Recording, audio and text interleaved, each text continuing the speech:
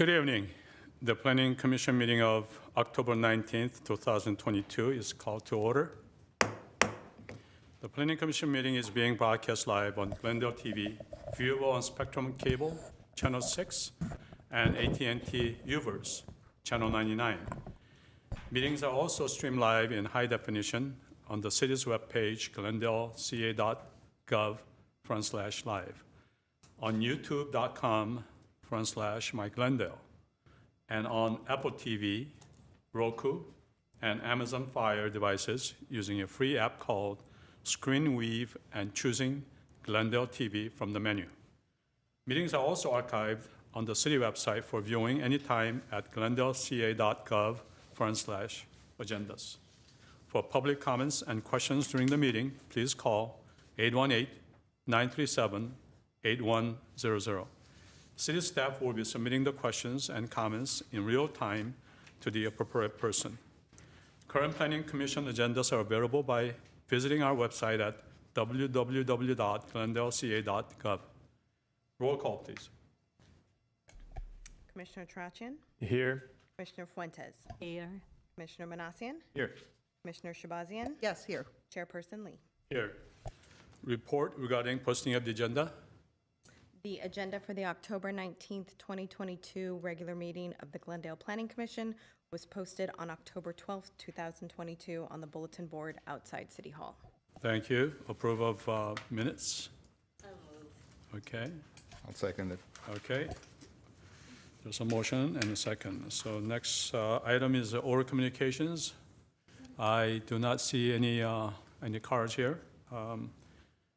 Move on to the next item, the board commission member comments. Anything? Okay. So then we'll move on to the, there's no old business, so we'll move on to the new business. Item A, 3332-3334 Mills Avenue, tentative parcel map, PPM 2208420, GLN 1645. Ms. Azati. Thank you. So good evening and thank you. This is a tentative parcel map request to adjust lot lines between two lots addressed as 3332 to 3334 Mills Avenue with requested exceptions to both Title 16 and Title 30. The subject property is located in the R1 single family zone, located in FAR District 2, and the general plan land use element designation of the site is low density residential. The site is also located in the Crescenta Highlands neighborhood of the North Glendale Community Plan. The site is an approximately 14,000 square foot interior lot with frontage on Mills that features a gradual slope downward from the street with an approximately 13-foot grade difference. There are 3 on-site oak trees located on the site and 2 within 20 feet of the site, and these trees will all be maintained with the scope. The immediate area is zoned R1 and developed with single-family dwellings. So this slide shows the existing lot configuration and development. There's a total of 5 buildings located on the site, including the 2 dwellings, a detached garage, a detached accessory building, and a detached storage shed.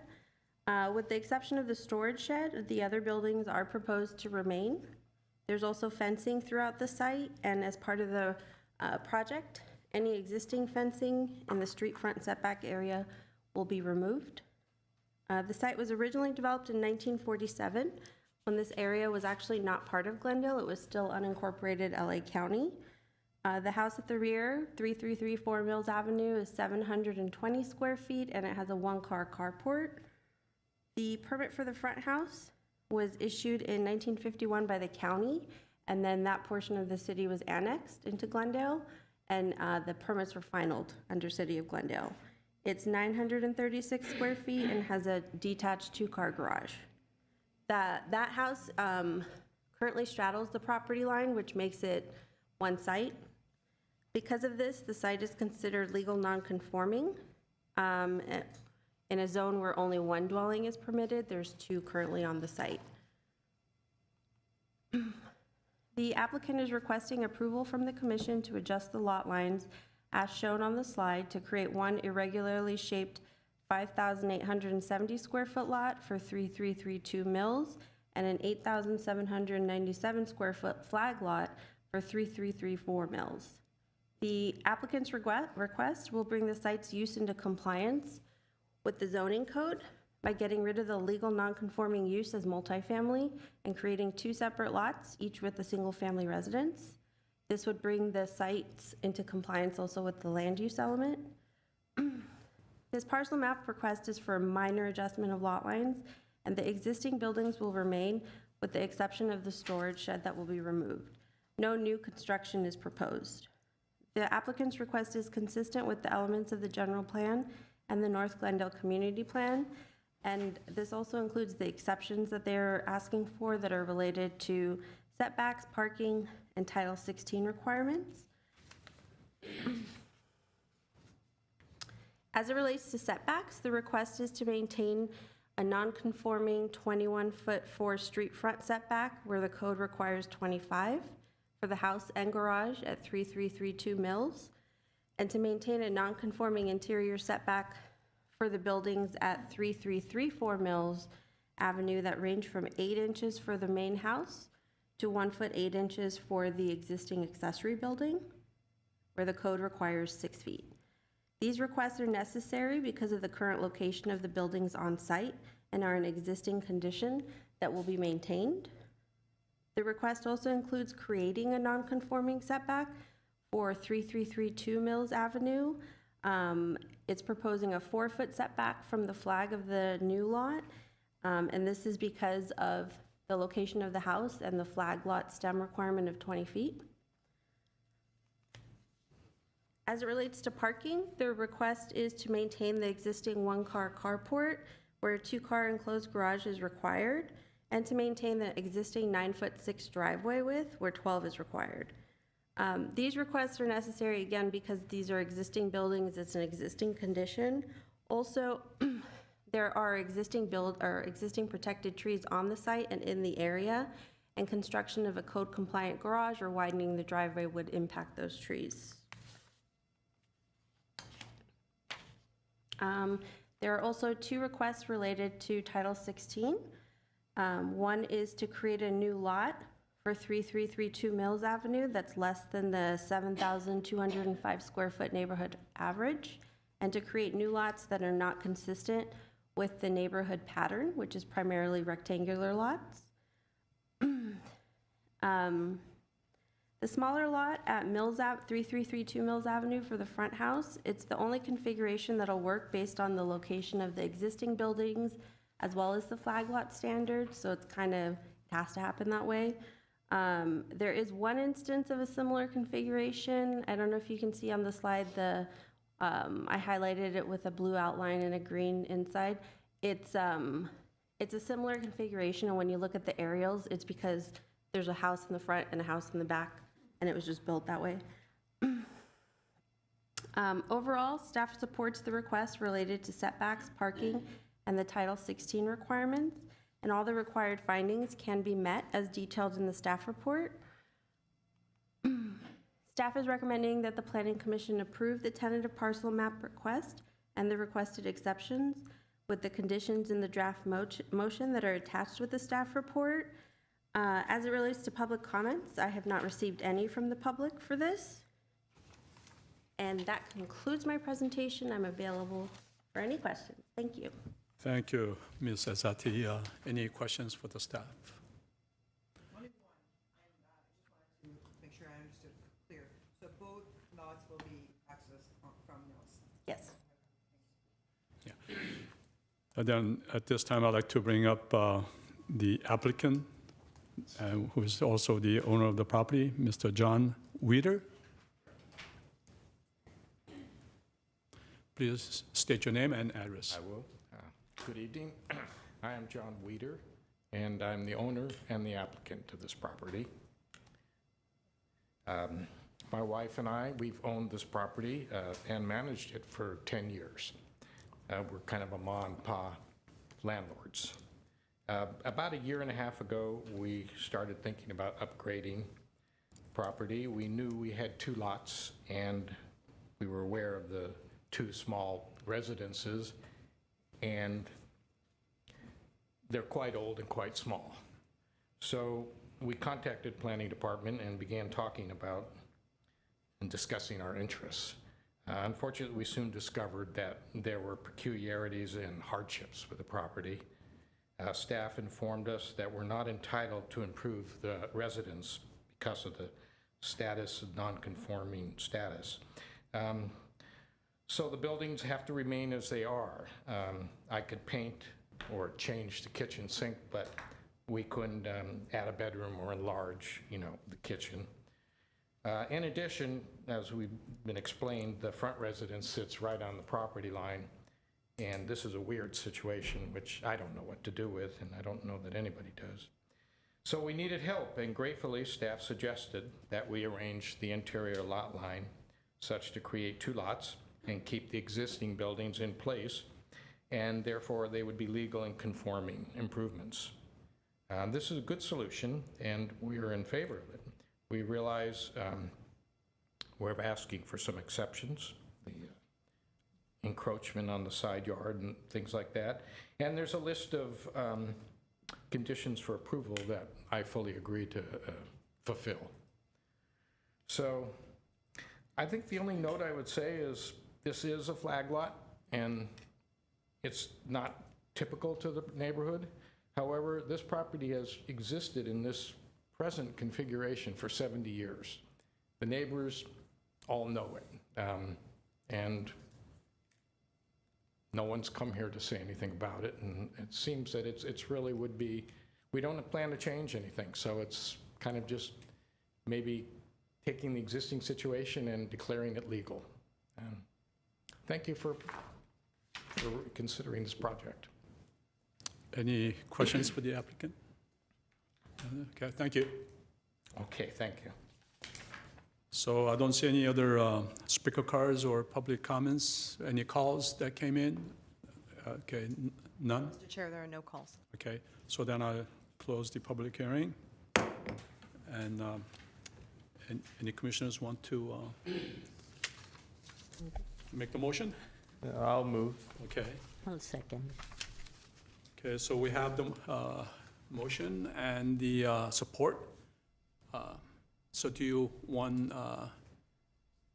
Commissioner, you're take the, okay, go ahead. Yes. Yes. Yes. Yes. Aye. So that passes. So next item on the agenda is the item B, Citywide Zoning Code Text Amendment Case Number PZC 0001-2022. For this case, I spoke with the City Attorney's Office because I am a general contractor working on ADUs. About 10% of that is in Glendale, 90% is throughout LA County, but I thought it was prudent for me to recuse myself because I recused myself from the ADU ordinance hearing in the past. So I'd like to, with that, pass the gavel over to the Vice Chair. There you go, Okay, and recuse myself. thank you. Okay, so taking over on this case, item B, Citywide Zoning Code Text Amendment Case Number PZC 0001-2022, and I'm gonna turn it over to 2 seconds.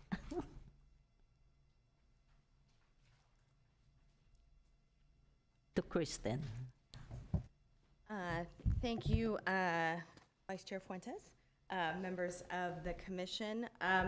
This item tonight is a permanent ordinance of proposed amendments to Title 30 of the zoning code that generally relate to standards for eligible SB 9 projects, minimum SB 478 floor area ratio standards for certain multifamily housing developments, and the incorporation of state law amendments and minor modifications and clarifications related to junior and accessory dwelling units. So most of this presentation covers this recently enacted legislation. There's big pieces and little pieces. I'll go through it as as diplomatically and as much as I can to understand and then explain what the ordinance, how it adopts that state legislation.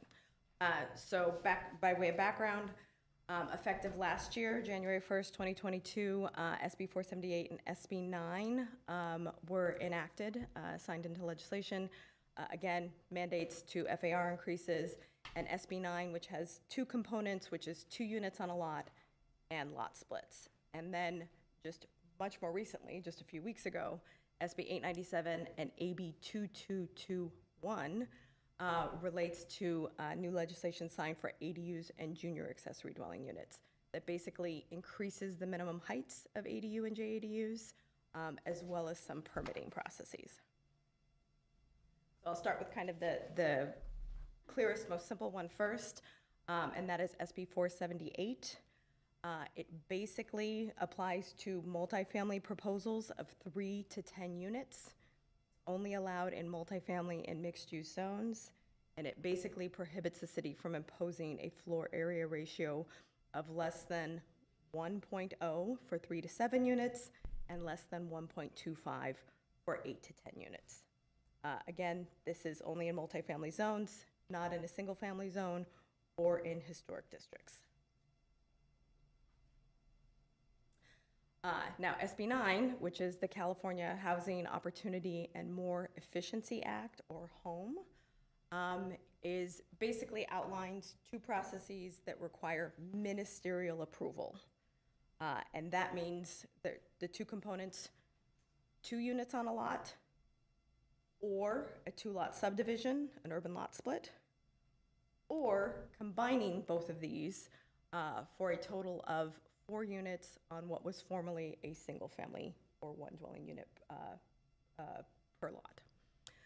Again, ministerial, so that it's not considered a project, so it's not subject to CEQA, and there can be no discretionary design review hearing allowed.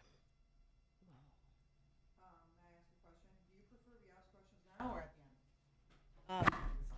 You prefer we ask now or later? I will leave that up to you, but if I can get through all of it, it may answer some of your questions. Sounds So good. if you'll note that. Thank you. Sure. Thank you, Chair. So to start with is the 2 on the lot. 2 on the lot, SB 9 says has to be within a city or urbanized area, which Glendale obviously is. Allows jurisdictions to not allow SB 9 projects within sensitive areas. These are things like flood zones, earthquake fault zones, high fire zones. However, there are exceptions to that. Specifically to very high fire hazard severity and earthquake fault zones, exceptions were built in for sites where the local jurisdiction has adopted a fire hazard mitigation, fire mitigation measures, or if development complies with seismic protections adopted by the local building department. So even though there are areas of Glendale that are identified by the Department of Forestry and Fire Prevention maps as high or very high fire hazard zones, Glendale has already adopted the applicable mitigation measures, making these sites eligible for SB 9. The third bullet, there can be no demolition of the existing single-family zone or of the existing single-family house if that house was ever restricted for affordable housing, subject to rent control, or was tenant occupied within the last 3 years. Continuing with the 2 on a lot provision, a property is not eligible for an SB 9 project if that property withdrew from the rental market within the past 15 years. Any demolition associated with an SB 9 project is limited to 25%. And then probably the biggest item on this slide is that SB 9 units are not eligible in historic districts, on the California Historic Resources Inventory, or listed as a city, county landmark, historic property, or district. SB 9 provisions allow jurisdictions to create and apply objective zoning, subdivision, and design review standards as long as they allow a minimum of 800 square feet for each unit. This is very similar to the ADU rules. It also requires a 4-foot minimum interior setback. And then a little different from ADU rules, a parking space is required for each one of those dwelling units, but none is required if that unit is within a half mile of a high-quality transit corridor or major transit stop, or within one block of a car share, which is different than ADUs that just have to be within a half mile walking distance to a transit stop, say a bus stop. Moving on to the second provision of SB 9, which is lot splits. This is essentially a parcel map process, similar to what we just heard in the first item on tonight's agenda, to create 2 lots that can be sold separately. Again, must be for residential use only, must be a minimum, they're supposed to be about equal size of the original lot, but a minimum of 40% of the original lot size, with that minimum square footage of the new lot at 1,200 square feet. Once you've done an SB 9 lot split, you can't then split again. And you are not allowed to split on an adjacent lot if that happens to be the same owner or somebody who is even working with that owner. The lot split process, there can be no right-of-way dedication or off-site improvement required, things like curb, gutter, sidewalk, any of that kind of infrastructure. SB 9 allows jurisdictions to require an owner occupation for 1 unit for 3 years. And I'll get into that a little bit more in the covenant agreement. May not require correction of non-conforming zoning conditions. Each resulting lot is not required to allow more than 2 units, and you're allowed to require easements and access to the right-of-way. So, the proposed ordinance basically covers some of those highlights that I covered. We have an 800 square foot per unit maximum. We make clear that ADUs and JADUs count as units in that SB 9 project count. Different than ADUs, development impact fees are required when you're under the umbrella of an SB 9 project. We state that there's a requirement for a 4-foot minimum interior setback. And again, parking 1 space per dwelling unit, except within a half mile of a high-quality transit stop.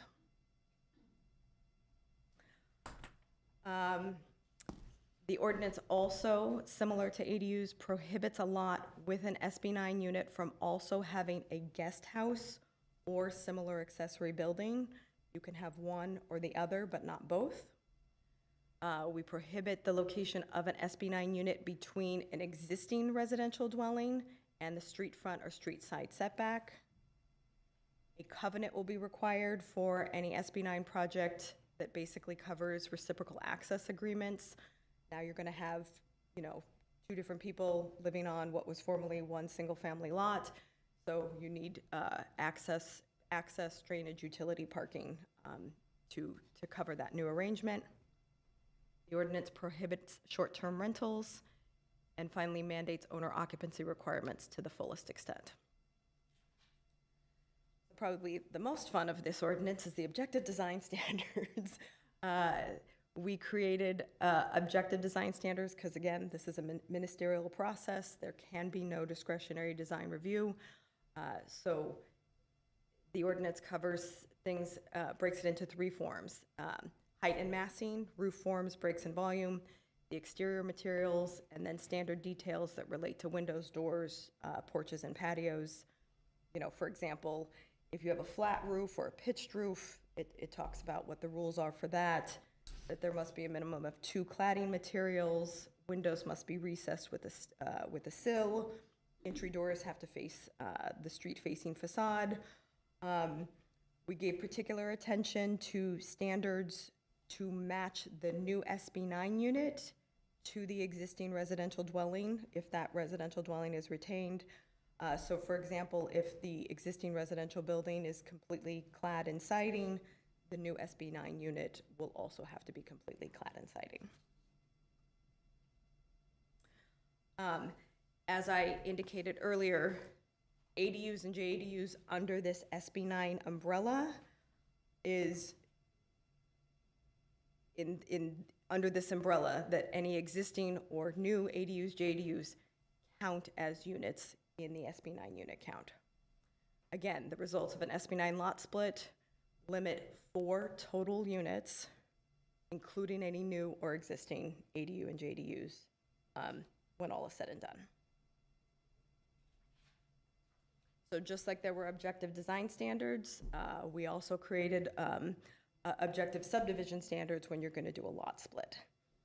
So new lots have to front a dedicated and improved street. Lot lines have to have right angles adjacent to the street frontage. A minimum of 12-foot lot width, and that is that lot width is consistent with our existing subdivision standards for driveway standards for a flag lot. Again, reverting back to the first item on today's agenda, we had a similar flag lot situation. And we prohibit double frontage lots except for corner lots.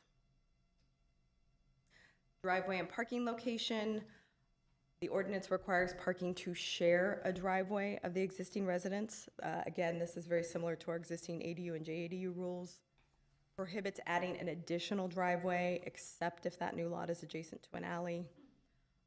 And that the SB 9 development on vacant land must share a singular driveway. The ordinance, SB 9, the legislation itself does not mandate that parking be uncovered, but it is staff's recommendation to have it remain uncovered, because requiring an enclosed parking or a garage would just add an additional building to the site, thereby increasing the lot coverage, reducing the landscaping and open space that would likely exceed all the zoning standard limits as is. And more so because a garage would be considered part of the SB 9 development.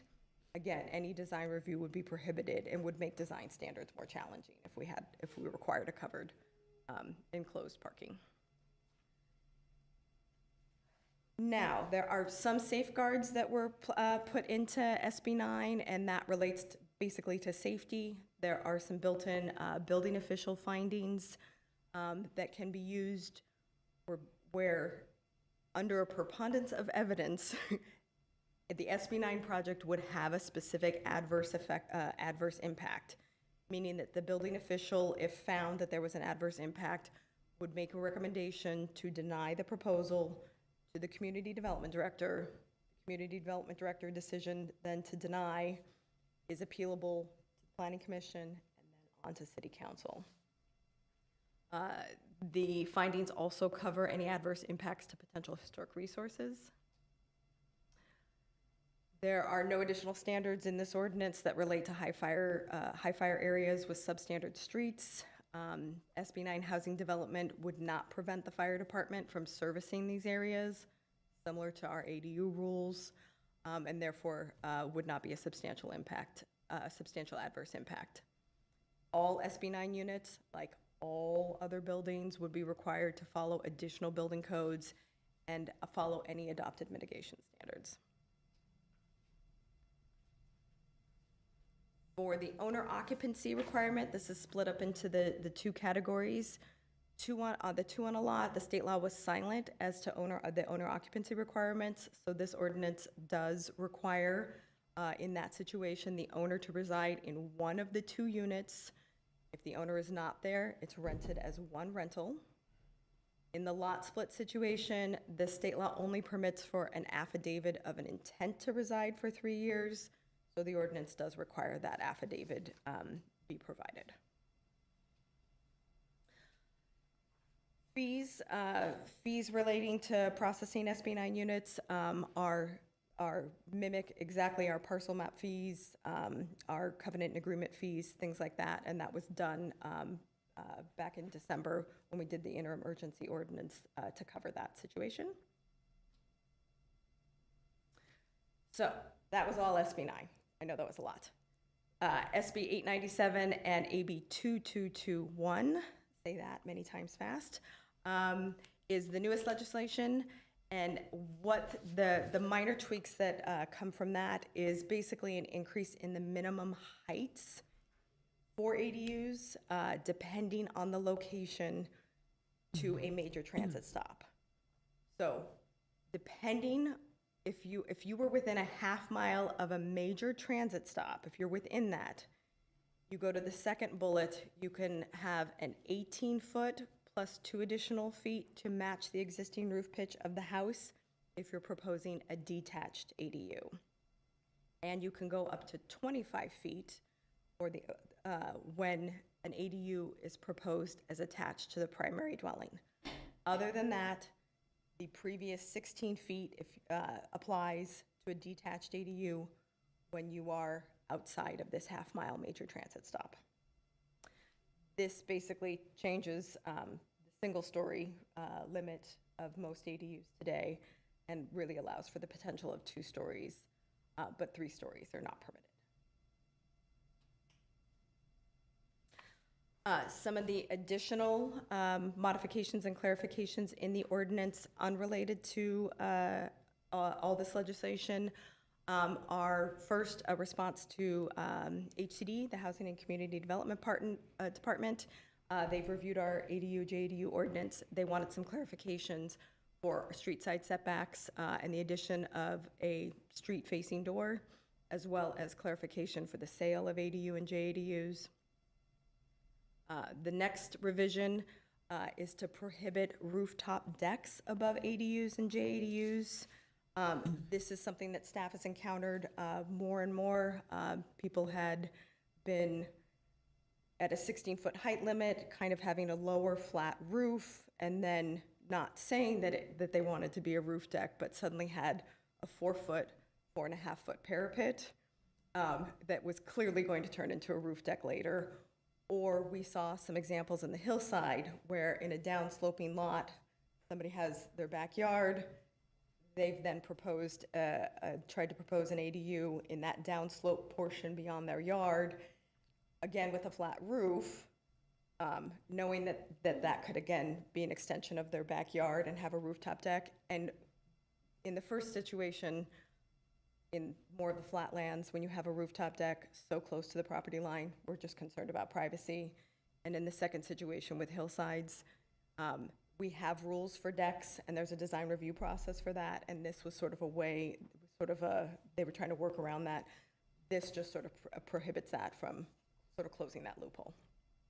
And the final one is to clarify that an ADU or an accessory building, you get one ADU or one accessory building, but not both.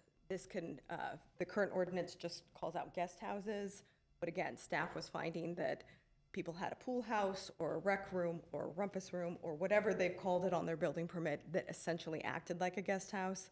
This again closes that loophole so that you get one or the other, not both. And finally, that covers all of the things in the proposed ordinance, and staff recommends that you review these standards and make a recommendation of adoption to the City Council. I'm available for any questions. Okay.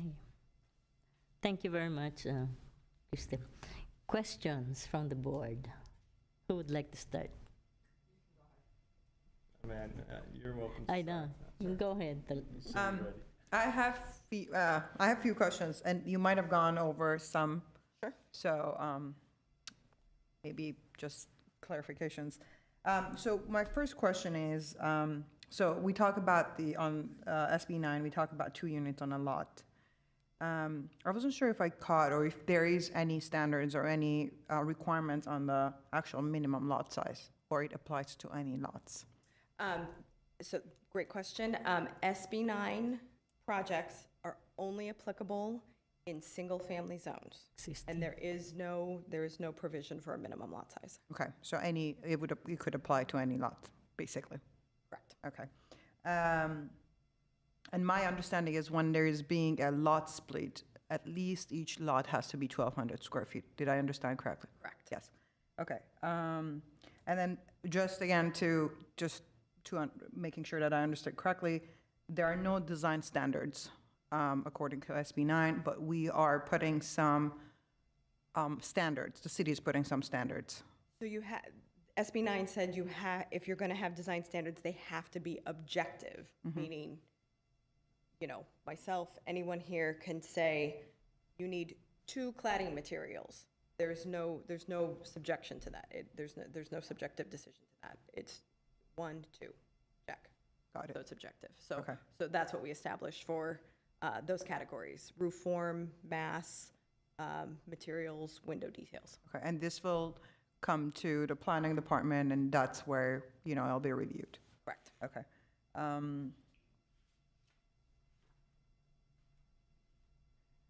Regarding the fire standards, I think that might have been slide 18 or so.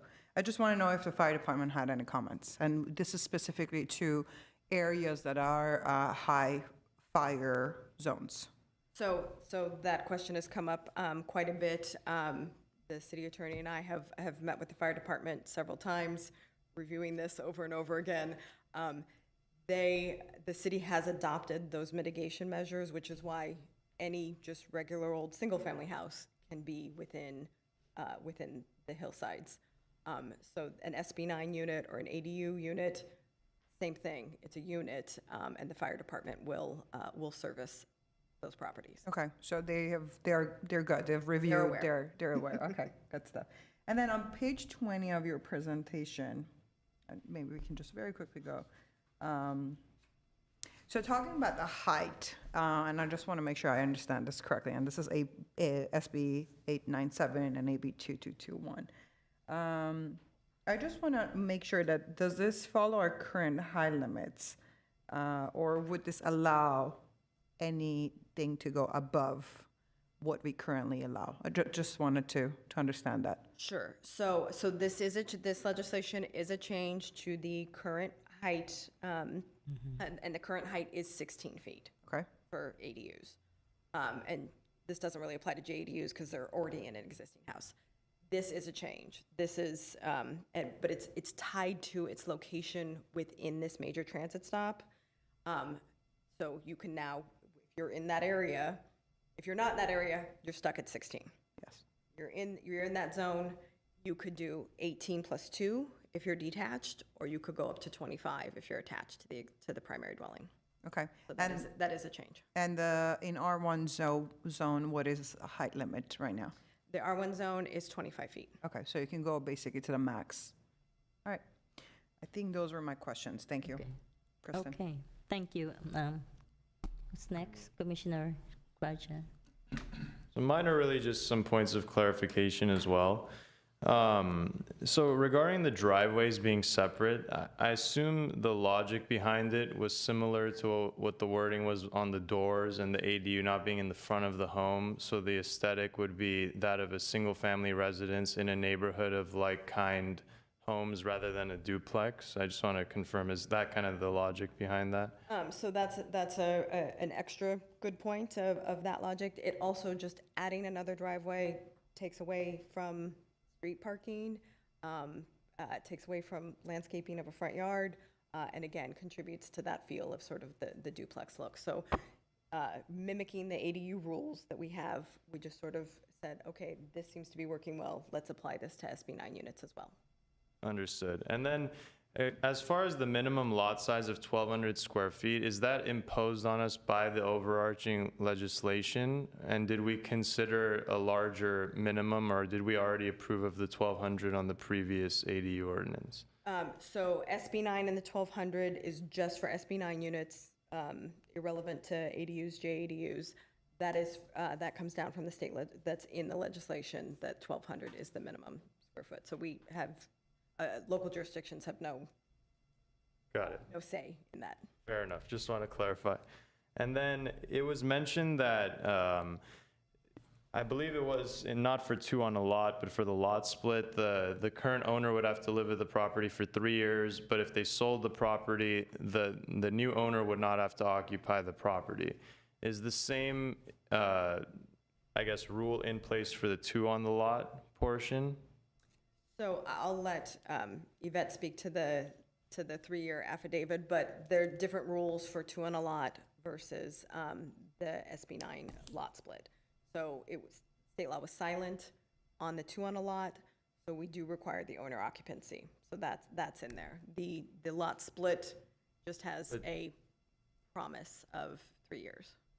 Understood, but on the first portion, so does that mean that it runs with the land? If a new owner comes in and purchases the property, they also have to occupy one of 2 units? That's what I'm trying to understand.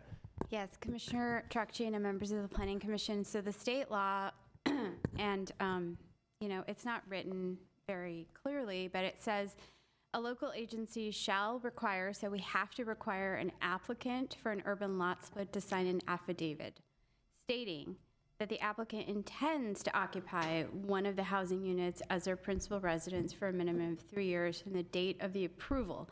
So if it's just the applicant, then it only binds the applicant. Unclear and unknown what enforcement mechanism the city would have outside of if we discover that. Well, first of all, I want to say that signing an affidavit saying that you intend to do something does not bind you to do that thing. So that's the first argument that I would say that this is not a very unenforceable provision.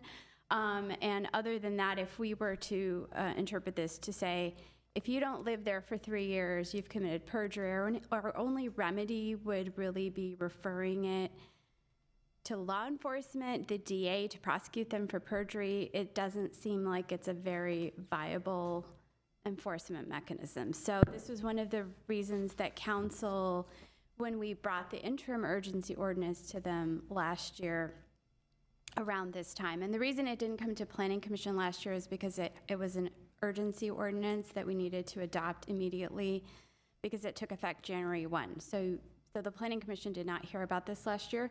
But this is the permanent one. So when we brought this, the council was concerned about this provision and wanted to know if there was any way to strengthen it.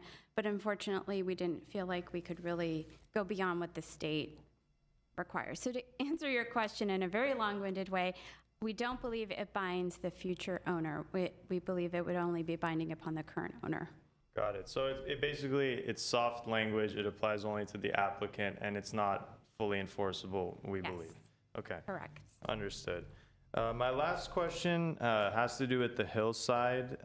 So as far as the opposition to decks on a connected structure, is the main reasoning as far as design goes, part of our law, I guess, I'm blanking on the exact part of our code that explains it, but it has to do with no, I guess, carryover structures that you can look under. Is that kind of the thought as well? You don't want like an elevated ADU, or it's more so just an overarching design standard that the city wants the authority to review for the hillside, since you can see most of the homes?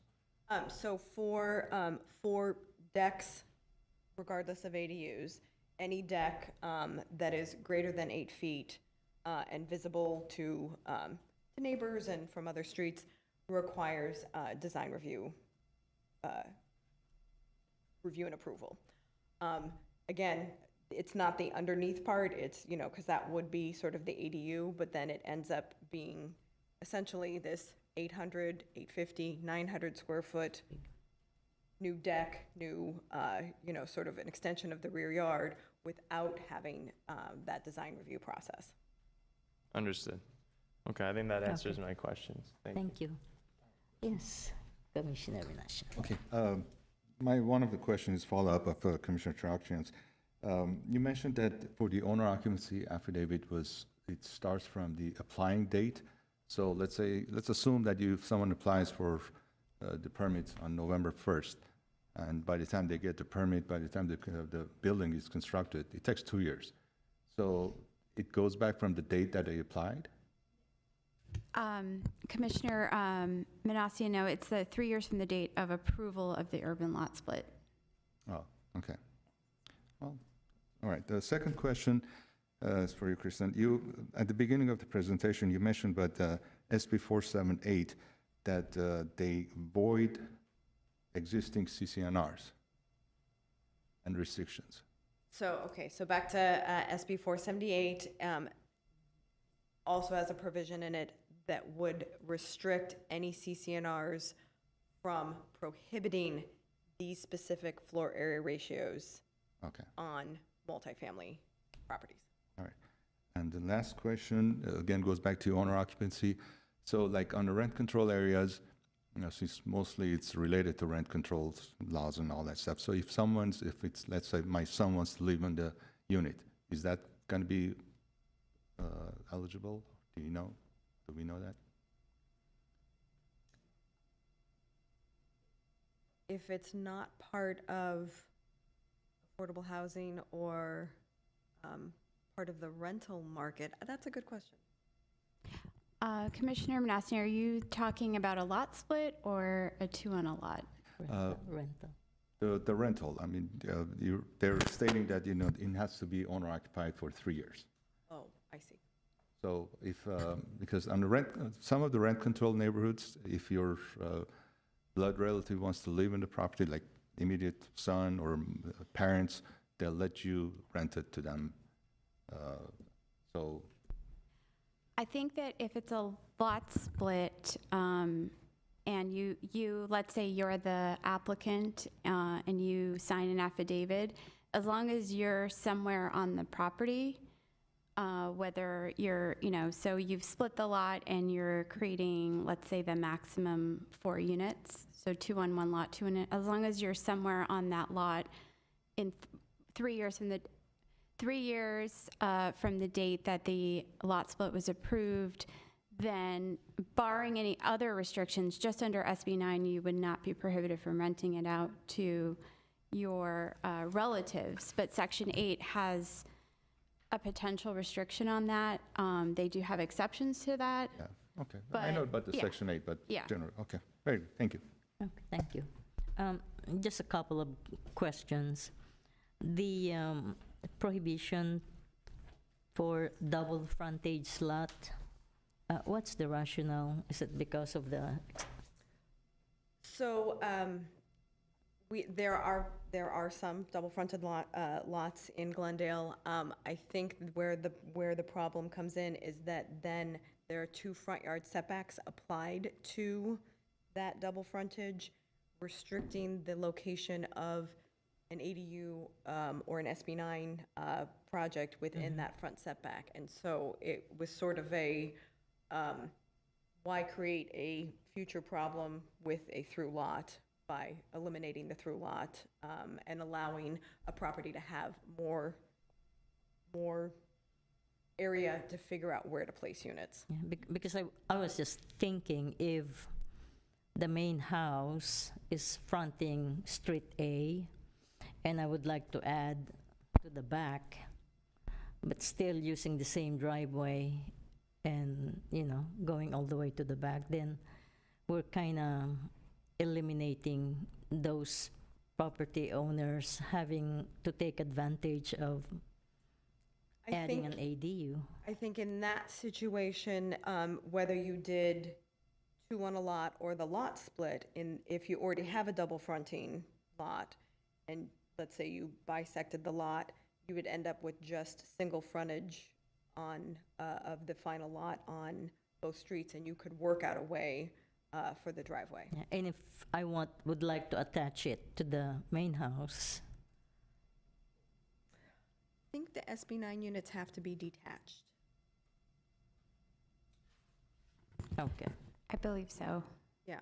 They're 2 distinct dwelling units. They're not otherwise they would be more like JADUs where they're already existing square footage. Although ADUs can be attached.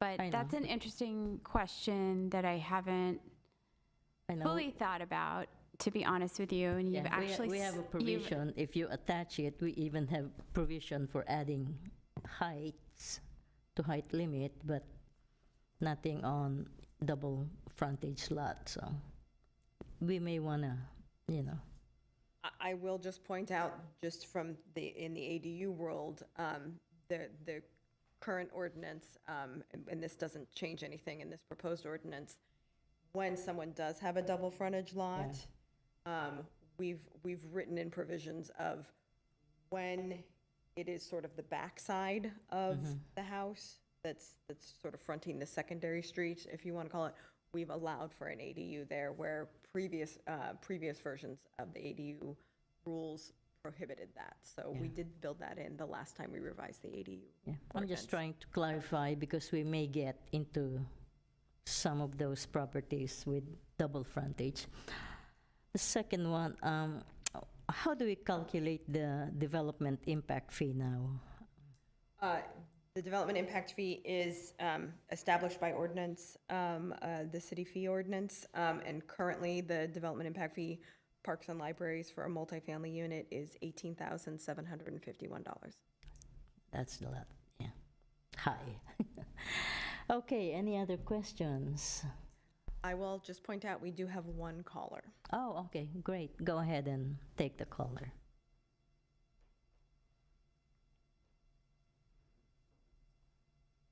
Good evening, Kathy Yerka. You're on live with the Planning Commission. Please state your name for the record.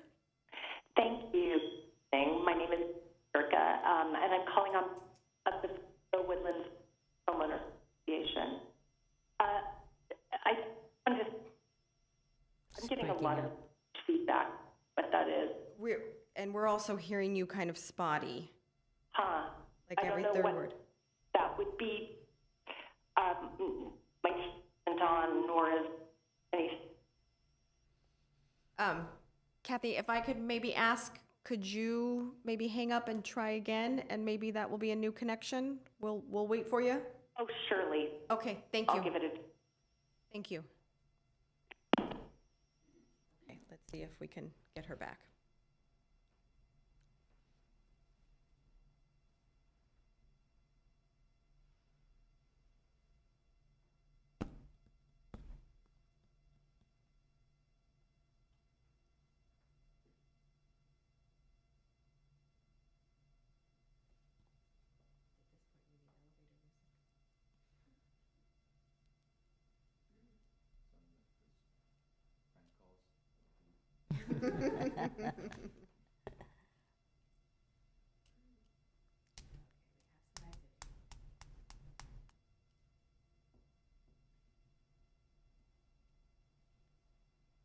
Okay, we're going to try this again.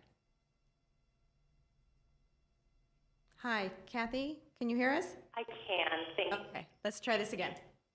Okay, I hope this is better. So I'm calling on behalf of the Verdugo Woodlands West Homeowners Association, and I want to thank staff for a very terrific report, ordinance, and presentation. I did have one question. I may be confused, but I thought the presentation was suggesting that the 20-foot height limit for ADUs applied only within half a mile of high-quality transit, and I may just have misread it. That's different from how it is written in the staff report and the ordinance, where it seemed to apply everywhere, so I was hoping for clarification. Regardless, I was wondering, can Glendale not have similar or even identical objective design standards for ADUs that it has for SB 9 units? We're now talking, thanks to the state, about buildings that are going to be up to 25 feet tall, highly visible to neighbors and the street, and that can be up to 1,000 square feet if they're 2 bedrooms. It seems to me that the city should be newly pressing for objective design standards, also for ADUs to ensure higher quality design. Also related to height, I wanted to suggest that the city not allow another 2 feet in height for an ADU that is 18 feet tall if the owners decide to have a roof pitch that matches the existing residence. You're now talking a building that would be 20 feet high, and it seems to me that one could insist that the roof pitch match the existing residence, or just maybe keep it at 18 feet and assume they're going to do that. Anyway, I'm sorry if this is all muddled. I really appreciate staff's effort and the Planning Commission's effort. Thanks. Bye-bye. Any other caller? There are no other Okay. callers. Thank you very much. Okay, any questions again? Any more discussion? We'll entertain a motion. I'll actually just the caller's concern. I think it was pretty clear, but would it be okay if staff addresses that? I think, because I kind of was talking about it as well, the 18+2 was a law that basically came from the state, so we don't have any say on that. That's why I wanted to see what the maximum was. Okay, just again. That's correct. All right, perfect. Thank you. Thank you so much. Okay, we'll entertain a motion. Ta-da. So move. Okay, moved I'll second. and second. Okay. Commissioner Tarachian, Yes. Commissioner Manassian, Yes. Commissioner Shabazian, Yes. Vice Chair Fuentes. Yes. Okay, moving on. Any Community Development Department updates? None per se, other than it's getting towards the end of the year, so there are, I think we have 3 meetings left for the rest of the year, and I'm pretty sure we'll have items calendared for each of those. Good. Thank you. Prepare. Okay. Adjournment. Second. Adjourned. Thank you.